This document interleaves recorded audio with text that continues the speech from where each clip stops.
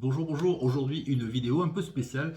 On va analyser ensemble le discours de notre président Macron, le discours du 28 octobre 2020, celui où il nous a annoncé le deuxième confinement.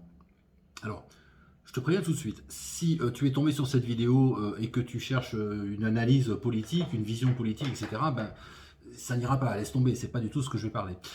Si tu viens aussi sur cette vidéo parce que tu veux avoir des informations sur le confinement, comment ça va se passer, etc., est-ce que tu as le droit d'aller voir ta grand-mère, laisse tomber aussi, je ne parlerai pas de ça non plus. Je parle uniquement de l'analyse d'écriture, c'est-à-dire que dans cette vidéo, on va parler de copywriting, c'est-à-dire de comment est-ce qu'on a écrit ce discours pour qu'il soit persuasif, pour qu'il soit le plus efficace possible. Est-ce que ça a été réussi? Bref, c'est du copywriting, c'est-à-dire l'art d'écrire pour amener quelqu'un à penser ou à faire une action, etc. etc. Donc, c'est amusant puisque l'idée derrière tout ça, c'est de se dire, est-ce que la trame de ce discours, est-ce qu'elle peut être utilisée pour vendre un produit? Moi, je pense que oui, on verra ça à la fin de cette vidéo. Pour l'instant, je te laisse avec mon analyse, donc on démarre tout de suite. Je vais mettre le discours, pas tout le discours évidemment, hein, pas les 25 minutes, hein, des morceaux de discours, et à chaque fois je vais couper pour t'expliquer ce qui se passe et à quelle partie de la trame ça correspond. Ce que je te conseille de faire, c'est de prendre un stylo, de prendre un papier et de noter tous les éléments de trame. Normalement, tu devrais te retrouver avec 23 ou 24 éléments, à peu près 23 je crois. Donc, tu vas pouvoir te constituer en fait une trame de vente, et c'est Macron qui te l'offre cette trame. C'est cadeau.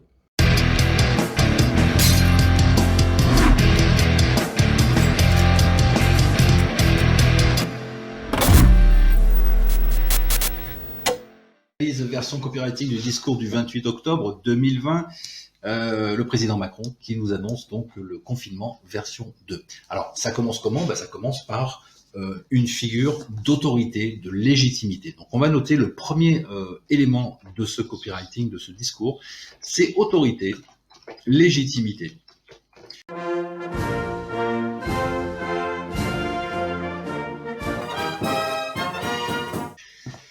Qu'est-ce qu'on voit en fait? On voit le palais de l'Élysée, qui est quand même le symbole, tu vois, de la gouvernance, de la présidence. Il y a marqué déclaration du président de la République. Avant, c'était marqué allocution, déclaration. Je sais pas trop la différence entre les deux, mais enfin bon, là, c'est une déclaration, donc déclaration officielle, solennelle du président de la République. Il y a le logo de la présidence. On voit l'Élysée, et puis cerise sur le gâteau, j'allais dire, par-dessus tout ça, il y a la musique, il y a la Marseillaise. Voilà, donc figure d'autorité, c'est pas n'importe qui te parle, c'est le président. Ça va démarrer dans quelques instants. Alors en copywriting, avec une page de vente par exemple, on pourrait démarrer comme ça, tu vois, en disant écoute, salut, je suis Jean-Michel Guépé, j'ai vendu 250 000 formations machin pour 400 millions d'euros, voilà, donc je suis une figure du marketing. C'est pas vrai ce que je te dis, hein. Je suis une figure du marketing et du copywriting, tu vois, voilà, j'assois, si tu veux, ma légitimité, mon autorité, je suis le numéro 1, c'est moi. Ça démarre comme ça. Alors on va voir la suite. Françaises, Français, mes chers compatriotes, la dernière fois que je me suis adressé à vous au sujet de la pandémie qui nous frappe, j'avais fixé un délai, une dizaine de jours, pour juger de l'efficacité des choix faits et décider de l'opportunité de mesures nouvelles. Nous y sommes. Ok, bon là derrière on a une justification. Alors attends, bouge pas, je vais faire ça comme ça. Justification. Pourquoi je m'adresse à toi? Pourquoi je te parle maintenant? Parce que je te l'ai dit il y a 15 jours, la dernière fois qu'on s'est vu, je t'ai dit, attention, dans 15 jours, dans 3 semaines, je vais te rappeler, je vais revenir, je vais te parler. Donc là, c'est pareil, le président justifie en fait son intervention. Et si les efforts consentis ont été utiles, la lucidité commande d'admettre que cela ne suffit pas, cela ne suffit plus. À la différence de la première vague, l'ensemble des régions se trouve aujourd'hui au seuil d'alerte. Nous avons dénombré près de 3000 personnes en réanimation, soit plus de la moitié des capacités nationales. Alors cela n'a pas suffi, cela ne suffit plus, voilà, donc qu'est-ce qu'il nous annonce? Il nous annonce le problème. Il y a un problème en fait.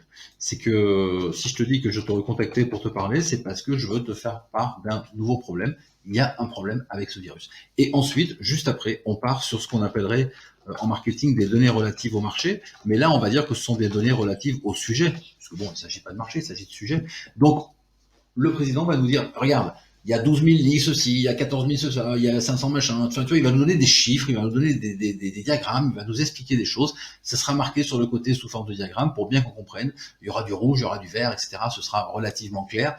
c'est les fameuses données relatives au sujet. On utilise beaucoup ça aussi dans le marketing et dans le copywriting, en disant par exemple, en donnant des données relatives au marché. Si tu vends par exemple, je sais pas moi, un produit qui concerne les chaussures, tu vois, j'en sais rien, moi, un produit pour les chaussures, voilà, pour nettoyer les chaussures, j'en sais rien, mais tu peux toujours dire, bah, écoute, tu sais qu'il y a 14 paires de chaussures qui se vendent toutes les secondes dans le monde, que en moyenne les Français possèdent, je sais pas moi, 38 paires de chaussures chacun, enfin tu vois, un truc comme ça. Ce sont des données, des données qui sont justes et qui sont issues de l'industrie. Bah là, on parle d'un sujet, on nous donne des données relatives au sujet. Notre stratégie a été définie dès l'été, c'était de vivre avec le virus. Et il s'agissait de maîtriser sa circulation en nous appuyant sur nos capacités pour tester, alerter, protéger, sur les gestes barrières, sur la protection des plus fragiles et des mesures de ralentissement de l'épidémie territorialisées, au plus près du terrain. C'est ce que nous avons fait depuis le mois d'août. Alors là, eh bien, le président Macron nous dit notre stratégie a été claire dès le début. Voilà, depuis l'été, on a dit qu'on allait vivre avec le virus. Ben voilà, c'est ce qui s'est passé. En fait, il est en train de nous dire, écoute, voilà, ce qui s'est passé, c'est ça. Qu'est-ce qui s'est passé? Ce qui s'est passé. Alors, c'est pareil, dans un cadre de vente, tu peux très bien dire, voilà ce qui s'est passé, voilà comment on faisait avant, voilà les raisons pour lesquelles tu en es arrivé à telle situation, etc. Voilà. Qu'est-ce qui s'est passé? Il s'est passé ça. Si nous ne donnons pas aujourd'hui un coup de frein brutal aux contaminations, nos hôpitaux seront très vite saturés sans que nous ayons cette fois la possibilité de transférer beaucoup de patients d'une région à une autre parce que le virus est partout. Voilà. Le problème, c'est qu'il y a un virus. Le problème, c'est que ça nous complique un petit peu la vie, etc., etc. Mais là, on rentre dans le vrai problème. Le vrai problème, en fait, ce qui sous-tend en fait toute cette histoire, c'est que nous n'avons pas assez, ou bien du moins nos capacités de réanimation, de lits de réanimation sont à saturation, ou bien vont être à saturation. Si on avait en France 250 000 lits de réanimation, eh bien, on pourrait aller un peu plus loin, évidemment. Bon, là, c'est pas le cas. Donc, c'est comme ça. C'est ça le vrai problème, en fait. C'est pour ça que tout est reconfiné, machin. Donc, Macron va nous expliquer ici le vrai problème. Alors, évidemment, comme ça pose une question en disant, mais s'il y a un vrai problème de lit de réanimation, pourquoi est-ce qu'on n'en rajoute pas? Voilà, il va bien entendu répondre à ça un peu plus tard. Si nous ne donnons pas aujourd'hui un coup de frein brutal aux contaminations, les médecins devront alors choisir, ici entre un patient atteint du Covid et une personne victime d'un accident de la route, là entre deux malades du Covid. Et ici, il enfonce le clou avec les conséquences du problème. Toujours très important de mettre les conséquences du problème, bien entendu. Parce que tu dis aux gens, bon, tu sais, en ce moment, il y a un problème avec, il n'y a pas assez de lits en... Enfin, il dit pas ça, hein, il dit que les capacités des lits en réanimation sont à saturation, etc., etc. Alors, tu as des gens en face qui vont dire, bon, tant pis, les capacités sont à saturation, puis voilà. Donc, il faut qu'il aille plus loin. Il faut qu'il te donne, oui, mais attends, ça veut dire ça. Ça veut dire que la conséquence de tout ça, c'est qu'à un moment donné, on n'a pas assez de lits, donc on va être obligé de faire des choix. Alors, est-ce que tu es d'accord pour qu'on dise, bon, lui, on le laisse mourir et lui, on le fait vivre parce qu'il est plus jeune, ou parce qu'il est plus joli, ou parce que j'en sais rien, tu vois. Voilà, pour telle et telle raison.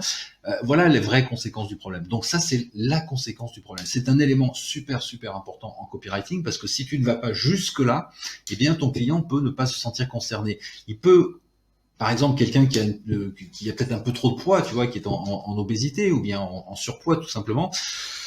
Il le sait qu'il est en surpoids. Il le sait qu'il, tu vois, il devrait faire 80 kilos, il en fait 90 ou 95, donc il le sait. C'est un problème, ok, c'est un problème parce que bon, voilà, ça pose plus ou moins des soucis de ceci, de cela, pour s'habiller, pour machin, il est pas super fier de son corps, etc. Mais si tu vas pas jusqu'aux conséquences néfastes de ce problème, eh bien, il peut rester comme ça longtemps. Donc ton client va falloir lui dire, mais écoute, tu peux pas rester comme ça parce que si tu restes comme ça, voilà ce qui va se passer. Voilà ce qui va se passer vraiment. Voilà les risques que tu prends. Et là, face à ces risques, eh bien, la personne peut éventuellement changer en disant, ah, effectivement, j'avais pas vu que ça pouvait déclencher, si tu veux, de tels soucis, tu vois, de telles conséquences. Donc, effectivement, je ferais bien de me prendre en main. C'est exactement la technique des médecins. Tu sais, quand tu fumes, par exemple, tu vas voir ton médecin et ton médecin te dira, c'est pas bien de fumer, hein, il faut arrêter. Bon, d'accord. Ouais, tu dis oui, je vais arrêter, docteur, etc. Mais à un moment donné, tant qu'il t'a pas montré, tu vois, la radio avec ton poumon qui est tout noir, ou bien tant qu'il t'a pas montré, tu vois, quelque chose qui fait un peu flipper, donc les conséquences du truc, tant que t'as pas ça sous les yeux, eh ben, tu dis, ouais, bon, j'arrêterai de fumer un peu plus tard, tu vois. Voilà. Et quand tu as vraiment ça, et qu'on y est, à partir de là, on prend une décision et ça change. Donc c'est pour ça que c'est très important pour le président à ce moment-là de nous dire, bon, il y a un problème de lit, il y a un problème de virus, il y a un problème de... Ok, maintenant voilà les conséquences. Les conséquences, c'est qu'il y a des gens, des docteurs, des gens qui font de la réanimation, des infirmières, etc. Il y a des gens qui vont être obligés de choisir, de faire un choix entre je laisse vivre celui-ci ou bien je laisse vivre celui-là. Et ça, si c'est toi, si c'est ta famille, ça va être un petit peu délicat ça va être un petit peu dur à avaler, quoi, si tu préfères. Ce qui, compte tenu des valeurs qui sont les nôtres, de ce qu'est la France, de ce que nous sommes, est inacceptable. Alors ici, eh bien, on a une autre forme de justification, c'est-à-dire que, encore une fois, en France, nous sommes multiples, et il y a peut-être des gens qui disent, bon, bah oui, mais si c'est comme ça, tant pis, je préfère ma liberté individuelle, tant pis, des gens doivent mourir, et puis si c'est moi, eh bien, je meurs, voilà. Ben, là, non, en fait, il te dit, non, mais on doit se placer au-dessus de ça. Nous sommes une nation, et dans notre nation française, s'est construite sur des valeurs, et ces valeurs font que ce que tu es en train de dire, ce n'est pas possible, voilà. Donc il justifie, il est en train de justifier que il va se battre, et qu'il va falloir qu'on se batte avec lui, parce que c'est comme ça, c'est la France, qui ne peut pas admettre qu'on puisse dire bah, un tel va mourir, un tel va pas mourir, etc. C'est possible dans d'autres pays, pas en France. Deuxième justification. Dans ce contexte, ma responsabilité est de protéger tous les Français. Et en dépit des polémiques, en dépit de la difficulté des décisions à prendre, je l'assume pleinement devant vous ce soir. Bon, alors là, avec cette petite phrase un peu, tu vois, perdue comme ça au milieu du discours, eh bien, il assume et il prend son rôle de chevalier blanc. C'est-à-dire que, à un moment donné, si tu peux, face à ta clientèle, tu peux dire, bon, ça suffit, il y en a marre, je peux pas tolérer ça, je peux pas le tolérer au nom de ceci, au nom de cela, et donc je me battrai et je vous invite à vous battre avec moi, etc. Mais voilà, c'est ça en fait, l'idée c'est ça, c'est bon, je suis le chef de file de tout ça, je suis chevalier, je me battrai pour nos idées, pour nos valeurs, machin, c'est pas acceptable, j'assume le truc, quoi qu'il arrive, quoi qu'en pense tout le monde, je prends cette décision et je l'assume. Et ça c'est très fort bien sûr en copywriting, quand tu as cette position-là, il y a des gens qui vont te détester en disant mais pour qui il se prend et machin, je suis pas d'accord avec lui. Et puis il y en a bien entendu qui vont adorer, qui vont être tes fans absolus. Quels sont nos objectifs? D'abord, c'est le premier, protéger les plus âgés, les plus fragiles. Notre deuxième objectif, c'est de protéger les plus jeunes. Troisième objectif, c'est de protéger nos soignants. Il s'agit, troisièmement, de protéger les plus modestes. Enfin, il nous faut protéger notre économie. Bon, alors ici, on est dans une séquence classique de promesses. Hein. Quels sont nos objectifs? On va faire ceci, on va faire cela, on va atteindre ça, on va obtenir ça, on va se débarrasser de ça. Voilà, ce sont tout simplement des promesses. Quelles sont dès lors les stratégies possibles pour arriver à ces objectifs?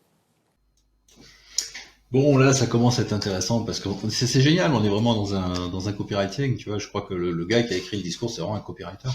Bon, on a raconté le problème, les vraies conséquences, machin, la justification, le côté chevalier blanc, les promesses, à qui ça s'adresse, etc., etc. Et maintenant, on en arrive à un deuxième point du discours parce que vient un moment où on dit bon, ok, on a bien évoqué tout ça, mais maintenant, il se pose une question.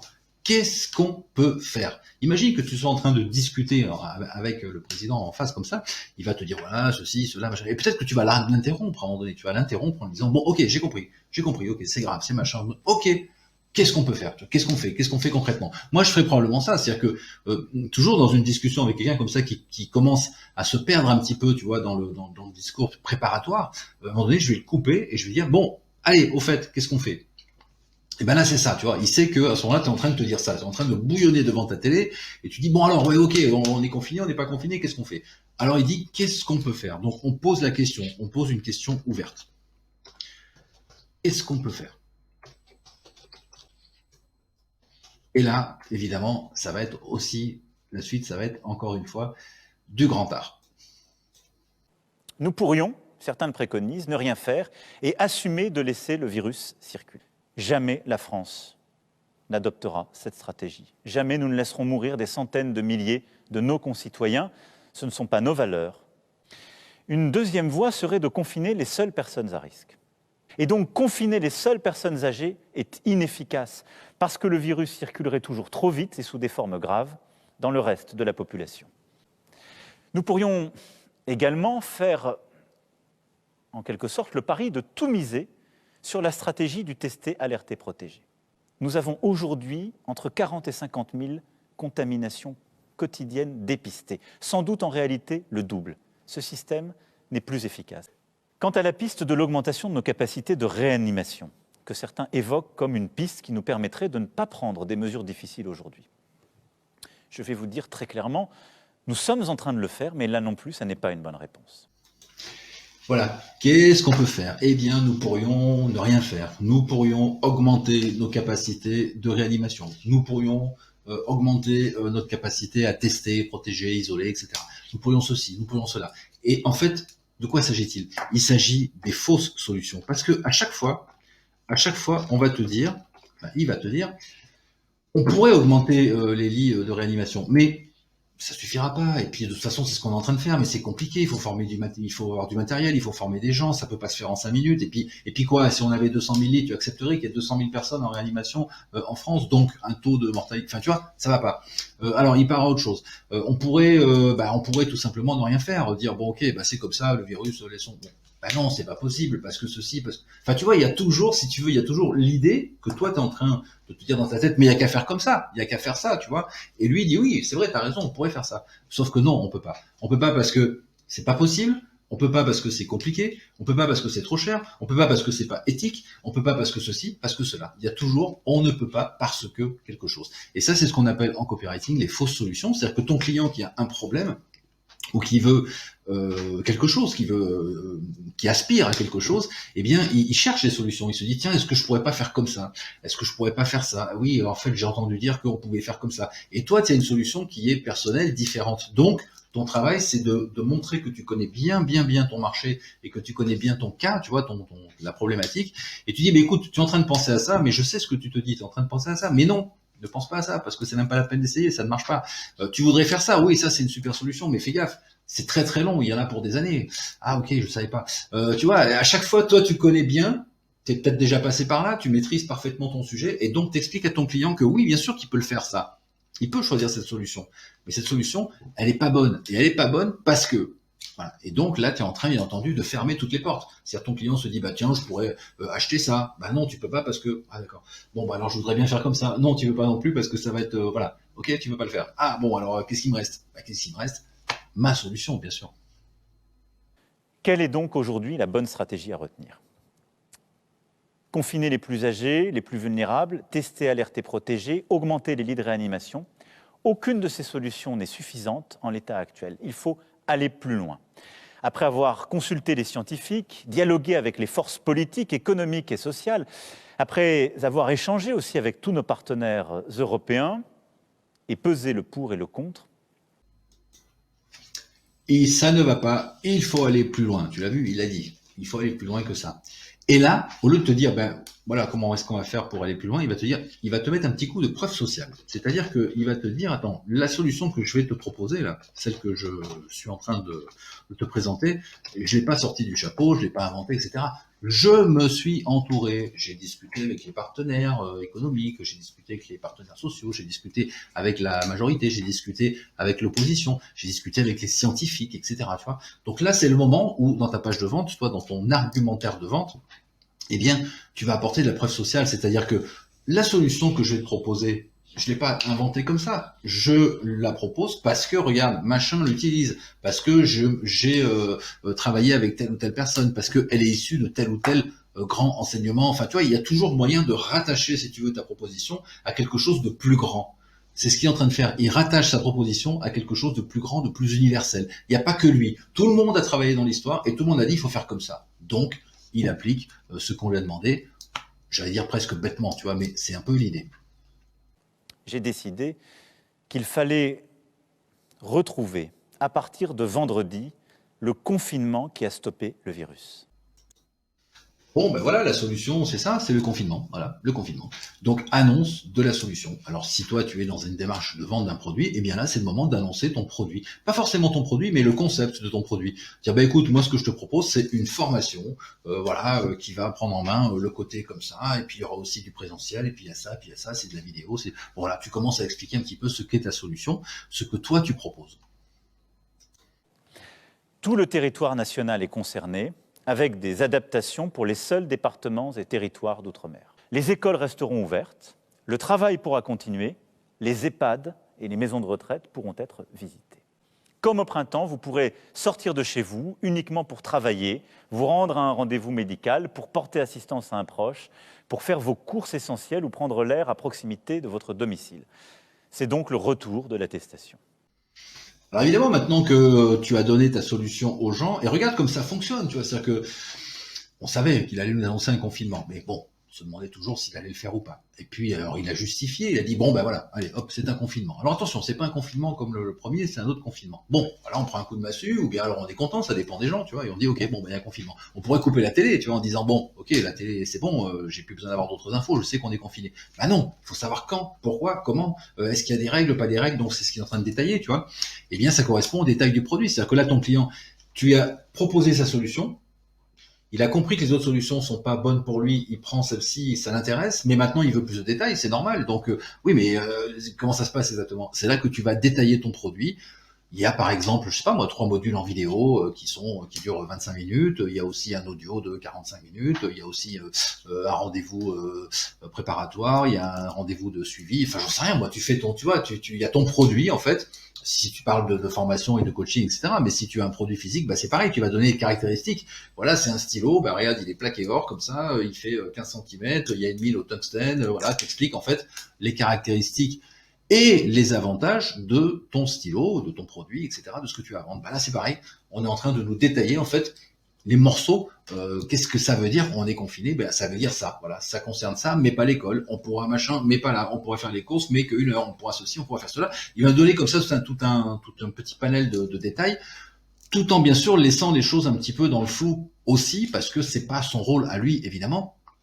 De discuter pendant 3 heures et de nous expliquer exactement point par point, tu vois, situation par situation. Donc derrière arriveront les autres qui vont dire oui, alors bon, par exemple, il y a quelqu'un, suite à cette émission, quelqu'un a dit oui, mais alors comment on fait pour les lieux de culte, etc. Bon ben voilà, les lieux de culte, ce sera expliqué le lendemain par Castex ou un autre ministre, tu vois, voilà, lui il a donné les grandes lignes et puis voilà, il s'en va, quoi. Bon, là c'est un peu pareil, tu vas donner ta solution, les grandes lignes de ta solution, voilà, tout ce que les gens doivent savoir. Je vous invite donc, dans la mesure des possibilités de chacun, à participer de cet effort en travaillant, en soutenant les entreprises aussi qui, proches de chez vous, ont innové à travers des commandes à distance, la vente à emporter ou la livraison à domicile. Ce nouveau confinement ne réussira que par la mobilisation de tous, et chacun a son rôle à jouer. Nous verrons si nous pouvons cultiver l'espoir de célébrer en famille ce moment si précieux de Noël et des fêtes de fin d'année. Voilà, eh bien là, il reste à mettre un petit coup de motivation au passage, hein, c'est-à-dire que on vient d'annoncer la solution, on vient de donner le détail de tout ça, bah maintenant il faut motiver. Alors voilà, je compte sur vous, hein, ça va bien se passer, vous inquiétez pas. Et puis de toute façon, il y a aussi un petit peu le côté, tu vois, oui, mais bon, voilà, ça va durer 3 semaines, peut-être 4, on sait pas, mais enfin vous inquiétez pas, ça, voilà, on essaie de te motiver, on essaie de t'impliquer dans le truc. Donc là, c'est le moment dans la vente où tu vas ben voilà, et tu as tout expliqué à ton client, tu vas le motiver, tu vas donc lui parler éventuellement de son futur positif aussi, ça peut être une partie intéressante, c'est-à-dire n'oublie pas que si tu achètes ce produit, eh bien voilà ce qui va se passer d'intéressant pour toi dans le futur, une fois que tu l'auras utilisé. Si je sais la lassitude et cette impression d'un jour sans fin qui tous nous gagne, nous devons, quoi qu'il arrive, rester unis et solidaires et ne pas céder au poison de la division. Cette période est difficile parce qu'elle éprouve justement notre résilience et notre unité. À nouveau, nous nous relèverons si nous sommes unis, et nous serons unis. Nous avons besoin les uns des autres, nous sommes une nation unie et solidaire, et c'est à cette condition que nous y arriverons. Nous sommes la France. Alors, motivation bis, un cran au-dessus, on n'est plus dans la motivation, on est maintenant dans l'implication, c'est-à-dire, une fois encore, je vous le répète, la réussite dépend de chacun, de chacune d'entre vous. En gros, je fais de mon mieux, je vous propose le truc le moins pire possible, ce qui est le plus réfléchi. D'ailleurs, il n'y a pas que moi, d'ailleurs les autres font pareil. D'ailleurs, bon voilà, on a bien compris le message. Voilà le détail, voilà ça. Voilà, j'aimerais que vraiment vous preniez en main le truc. Et ça peut marcher que si vous vous en servez en quelque sorte. Et c'est ce qu'on va faire aussi quand on vend un produit. On peut aussi, dans un cadre de formation par exemple, quand tu vends une formation, il y a toujours un moment où tu vas dire à tes clients, bah attends, c'est pas un truc miracle ce que je te propose de toute façon. C'est-à-dire que là, on est un petit peu dans le marketing négatif, tu vois, en disant, écoute, mon produit il est vraiment bien, j'ai vraiment confiance, il est super, ça peut vraiment t'aider. D'un autre côté, bon, c'est pas miraculeux non plus. Il va falloir que tu travailles, il va falloir que tu t'impliques, il va falloir que tu t'y mettes, quoi. Voilà, c'est ce que je fais très souvent, moi. Tu vois, quand je vends des formations, il y a toujours une phrase qui dit ça. Il y a toujours un moment où je vais dire aux gens, écoute, c'est pas miraculeux. Voilà, si tu achètes la formation, que tu la mets dans ton disque dur et que tu la regardes jamais ou que tu ne fais rien de spécial, tu la mets pas en application, eh ben il va rien se passer, évidemment. Par contre, si tu l'achètes et que tu la comprends, tu la suis et que tu la mets en application, eh bien oui, il va y avoir des résultats, il va se passer des choses. Ben là c'est pareil, on va nous impliquer. Les gars, voilà, je vous ai motivé là pour ce confinement, tu vois. Bon, mais j'ai besoin que vous vous impliquiez, j'ai besoin que vous soyez sérieux, etc. Voilà, c'est l'implication. Comment cette nouvelle étape va se dérouler dans le temps? Chaque heure compte. L'ensemble de ces mesures doivent donc entrer en application au plus vite. Elles le seront dans la nuit de jeudi à vendredi. Et elles seront appliquées à minima jusqu'au 1er décembre. Alors ça c'est génial parce qu'il y a même la séquence comportementale, tu vois. Ça c'est quelque chose qu'on trouve assez peu souvent finalement dans les pages de vente, même sur des gens qui sont assez costauds, tu vois, qui maîtrisent bien le truc. Ben là ils y ont pensé. Il y a la séquence comportementale. Qu'est-ce que ça veut dire? Ça veut dire que maintenant tu as adhéré au truc. Maintenant tu es impliqué et finalement tu dis bon bah ok, allez on est confiné. Bon, alors il reste un truc à savoir, c'est comment ça va se passer concrètement, ça démarre quand, qu'est-ce qui se passe, voilà. Et là, il te dit, ben voilà, on a besoin de démarrer le plus vite possible, donc à partir de, hop, vendredi matin, jeudi dans la nuit, etc., voilà ce qui va se passer, puis ensuite ce sera pour tant de personnes. Tu vois, hop, c'est une question relative à la livraison du produit, tu vois, c'est-à-dire que la séquence comportementale, c'est qu'est-ce qui va se passer quand ton client achète. C'est-à-dire que je suis face à ta proposition, par exemple, encore une fois, de formation. Bon, tu m'as convaincu, c'est super intéressant, je clique. Mais avant de cliquer, j'aimerais bien savoir ce qui va se passer. Je vais cliquer, je vais payer, comment ça se passe. Après, c'est toi qui me contactes, le truc, je le reçois pas. Enfin, tu vois, je veux avoir des infos là-dessus. Comme d'ailleurs, quand tu achètes un produit physique, tu vois, très souvent, par exemple, surtout s'il y a une commande puis une livraison, quand tu vas acheter, je sais pas, un canapé, par exemple, bah, tu vas chez Poltrone et Sofa, tu vois, Artigiani de la Qualità, tu vas là et puis tu leur dis, bon voilà, le canapé m'intéresse, machin, etc. Ok, je signe. Bon, le gars te fait signer un bon de commande et avant de signer ton bon de commande et de mettre ton acompte, eh bien, il va t'expliquer, voilà, monsieur, voilà, madame, votre canapé, donc, on va le commander aujourd'hui. Dans 10 jours, il va être mis en fabrication dans nos ateliers de je sais pas quoi, machin en Italie. Ils vont mettre, je sais pas moi, 15 jours pour le fabriquer, puis ensuite, il va être mis en livraison. Il va mettre une dizaine de jours pour nous parvenir ici, puis ensuite, on va déclencher des nanas. Donc, vous aurez votre canapé, probablement, blablabla, il t'aurait le 15 mars, voilà, par exemple. Un truc comme ça, tu vois, aux alentours du 15, entre le 15 et le 20. C'est précis, tu vois, il y a un chemin, on sait ce qui va se passer. Et toi, tu vois ton canapé comme ça, qui est en train de se fabriquer, qui va être livré chez toi et tout. Donc après, tu peux refuser. Tu peux dire, ah ben non, je veux mon canapé dans une semaine. Ah ben non, alors sur ce modèle, c'est pas possible, donc je vous conseille plutôt tel ou tel modèle qui est plus rapide ou bien qui est disponible, tu vois, en stock par exemple. Donc la séquence comportementale, elle est là pour t'expliquer ce qui va se passer après la vente et elle est là aussi pour verrouiller le truc, tu vois, c'est-à-dire on est bien d'accord, tu vois, par exemple quand tu vends une maison ou quand tu vends un canapé comme je viens de te le dire ou quand tu vends une voiture, il faut bien que ton client soit informé des conditions, il faut bien que ton client comprenne que la voiture, il l'aura pas demain matin. Il l'aura quand elle arrivera, c'est-à-dire à peu près à telle date, tu vois. Et ça, il faut qu'il soit d'accord avec ça parce que sinon ta vente elle tient pas. C'est-à-dire que si ton client n'est pas au courant qu'il s'en va, il va te rappeler 2 jours après, bon alors ma voiture, comment ça se passe? Je viens la chercher. Ah ben non, monsieur, c'est dans 6 mois. Ah ben non, dans 6 mois, ça m'intéresse pas. Hop, j'annule tout, tu vois. Donc, il faut en parler avant, évidemment. Ben là, c'est pareil, en fait. On te dit, ça démarre demain, ça va durer tant de temps, voilà ce qui va se passer, etc. C'est le détail de ce qui va se passer exactement. C'est la séquence comportementale. Tous les 15 jours, nous ferons le point sur l'évolution de l'épidémie. Nous déciderons, le cas échéant, de mesures complémentaires. Et nous évaluerons alors si nous pouvons alléger certaines contraintes, en particulier sur les commerces. Bon, écoute, ils sont forts, ils ont même prévu le suivi, tu vois, le suivi. C'est génial. J'ai changé de couleur, bon, c'est pas grave. Hop, voilà. Le suivi, c'est un truc que tu peux mettre. C'est une espèce de garantie, finalement. Moi, j'appelle ça la garantie de suivi. Tu vois, je le fais très très souvent. C'est-à-dire que sur tous mes produits, j'ai une garantie, ce que j'appelle guide de montagne, une garantie illimitée. Tu poses des questions, tu veux savoir des choses complémentaires, bah, tu m'envoies un email, je te réponds. Donc, je suis, en fait, tu vois. C'est-à-dire que tu m'achètes un produit, une formation, par exemple. Bah, voilà, t'es pas tout seul. Si t'as besoin de moi, si t'as besoin d'une info, tu m'envoies un email, je te réponds. Bah, là, c'est pareil. Notre président nous dit, bah, écoute, on perd pas le, tu vois, on perd pas le contact. Hein. Je t'ai tout expliqué. Bon, maintenant, si tu veux, je reviendrai dans 10 jours, dans 15 jours, toutes les semaines, je ferai un point, blablabla, ou bien le ministre fera un point pour nous expliquer tous les jours, toutes les semaines, ce qui se passe. Est-ce qu'on est en avance par rapport à ce qu'on a prévu? Est-ce qu'on est en retard? Est-ce qu'il va, bon voilà, il va nous expliquer, il va suivre en fait le truc et il va suivre notre progression. C'est-à-dire que le produit est vendu, je l'ai acheté, on sait comment ça va se passer. Bon, maintenant, on va voir un petit peu ce qui se passe et on va éventuellement le bouger, ce produit, on va éventuellement le modifier en fonction des résultats obtenus. C'est une garantie de suivi. Je sais que beaucoup de commerçants espéraient ne pas fermer. Je sais que pour les commerces de centre-ville, je demande un très gros effort. Tenons-le avec beaucoup de rigueur pendant 15 jours. Si d'ici 15 jours, nous maîtrisons mieux la situation, nous pourrons alors réévaluer les choses et espérer ouvrir certains commerces, en particulier dans cette période si importante avant les fêtes de Noël.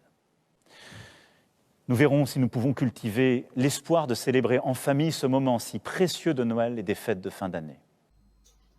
Bon, alors le voilà, ce fameux futur positif dont on parlait tout à l'heure, là il revient, tu vois, futur positif. Pourquoi est-ce qu'on fait tout ça? C'est de la motivation, encore une fois.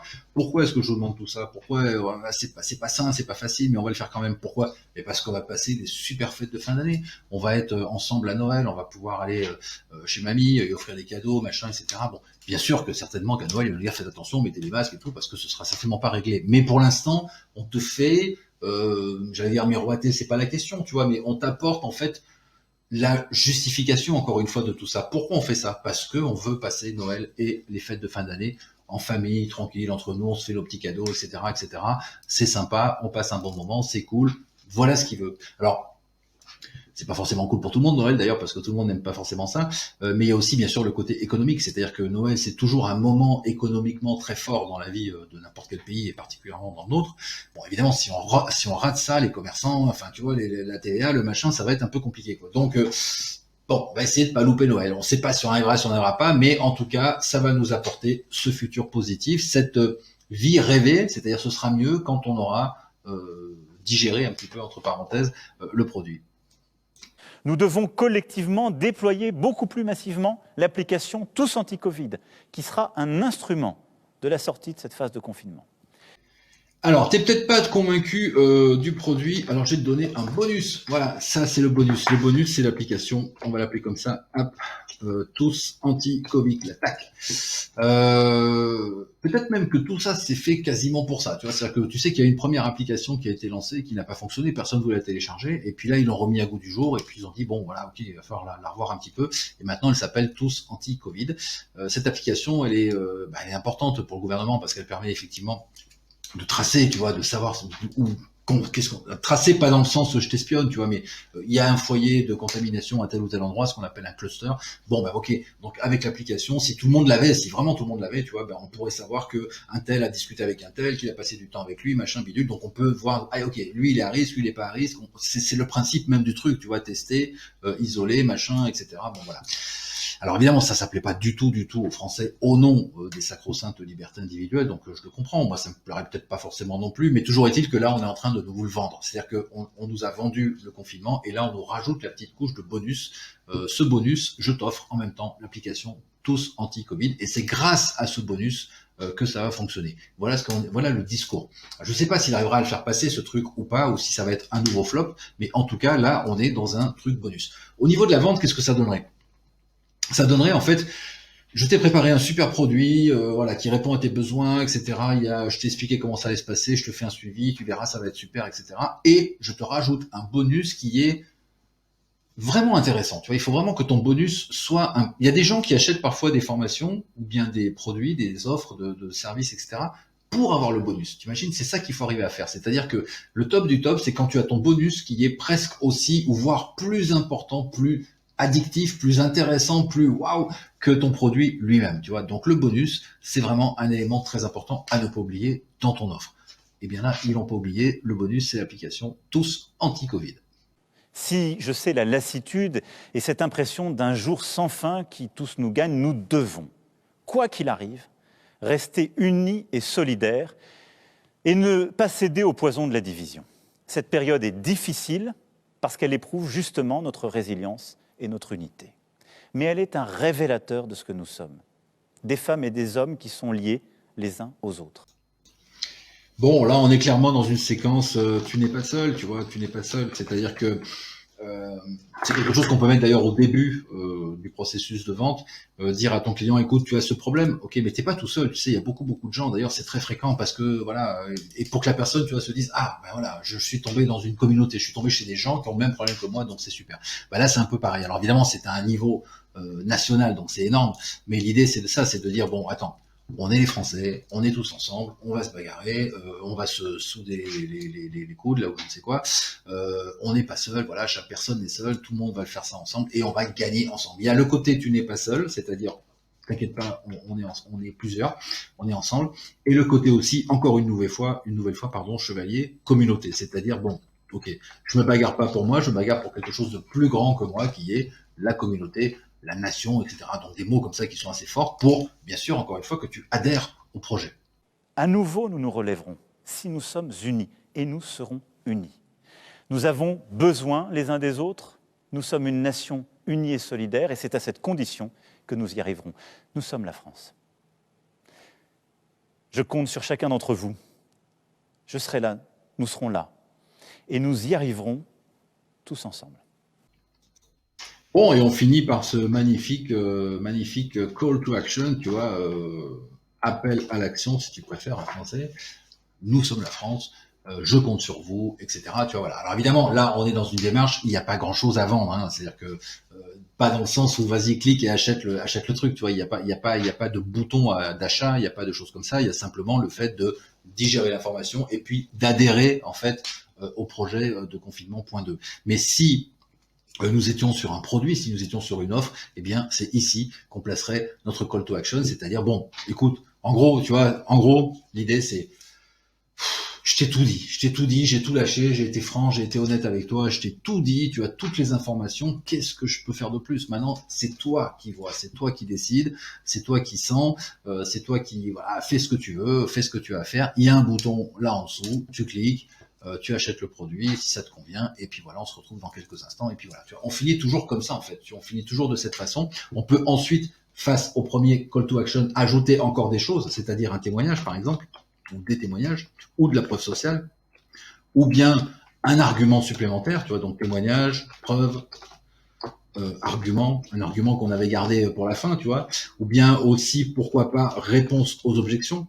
Là, ça aurait été bien qu'il y ait réponse aux objections, tu vois, c'est-à-dire que ça aurait été bien qu'il y ait par exemple un panel de, je sais pas moi, 3-4 citoyens en face de lui, ou peut-être des journalistes, qui auraient dit oui, mais monsieur le président, oui, mais bon, blablabla, tu vois, avec une question. Et puis il dit oui, mais d'accord, mais je vous ai expliqué que, oui, mais alors, tu vois, bon, ça n'aurait pas été dans une déclaration ou bien dans une allocation solennelle, on aurait été dans un débat, mais ça aurait été bien, tu vois. Donc tout ça, c'est bien parce que ça va continuer encore à alimenter l'argumentation. Et puis une fois que tu as mis en place tout ça, eh bien tu continues avec ton dernier call to action, c'est-à-dire que maintenant, bon, ok, on a tout dit, c'est à toi de voir, tu décides, tu fais ce que tu veux, voilà. Tu vois, donc c'est intéressant, et je te reprends tout de suite pour la suite. Vive la République et vive la France.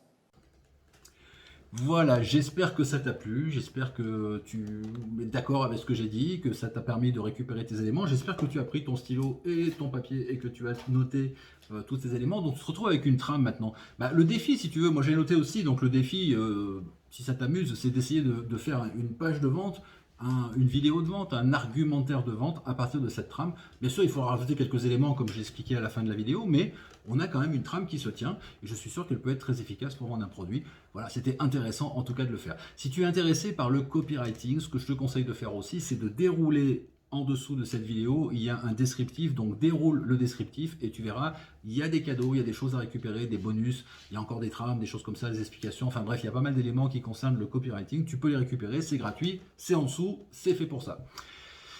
Cette vidéo t'a plu, eh bien partage-la, fais-la connaître, ça me permet de développer un petit peu ma chaîne. Tu peux aussi bien entendu commenter, j'attends avec impatience tes retours, tes commentaires, etc. C'est des choses à dire qui sont négatifs, qui sont positifs.